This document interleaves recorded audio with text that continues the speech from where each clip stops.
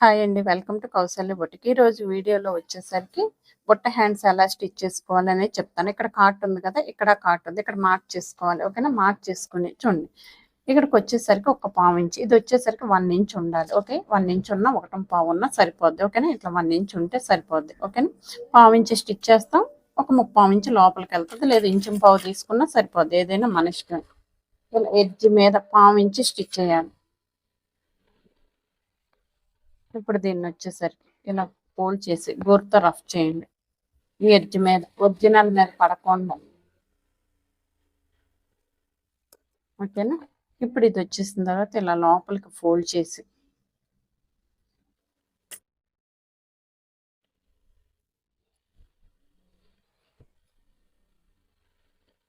ఇలా స్టిచ్ చేయాలి. చేసిన తర్వాత ఇది ఇక్కడ నుంచి మనం మార్క్ చేసుకున్నాం కదా, ఈ ప్లేస్ నుంచి ప్రిల్ పెట్టుకోవాలి. ఇక్కడి నుంచి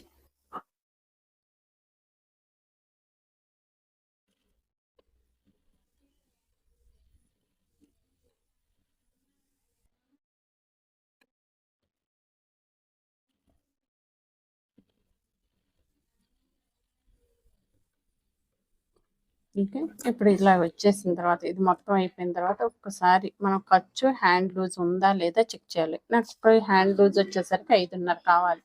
5.5 ఖర్చు 7 ఇంచులు సరిపోయిందా? ఇలా ఉంటే సరిపోద్ది. ఇప్పుడు ఏం చేయాలంటే పైన కూడా ఇప్పుడు ఇది ఇటు నుంచి రివర్స్లో పెట్టాం కదా, ఇప్పుడు ఇటు నుంచి పైన నుంచి పెట్టండి ఇటువైపుకి. అప్పుడు బుట్ట లెగుస్తుంది, అందంగా అనిపిస్తుంది.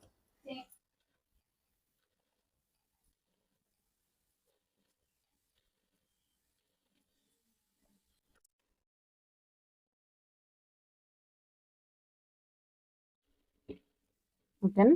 ఇలా ఉండాలి బుట్ట. ఓకే. ఇప్పుడు మనకు కావాలి ఇలా ప్లెయిన్గా ఉండాలంటే అలా ఉంచుకోవచ్చు. ఇన్ కేస్ ప్లెయిన్గా వద్దు అనుకుంటే ఈ డోరీ థ్రెడ్ కానీ లేస్ కానీ ఏదన్నా మీరు చీరలో పీస్ కానీ ఏదైనా వేసుకోవచ్చు, మీ ఇష్టం. ఇప్పుడు నేను వచ్చేసరికి డోరీ థ్రెడ్ వేస్తున్నాను.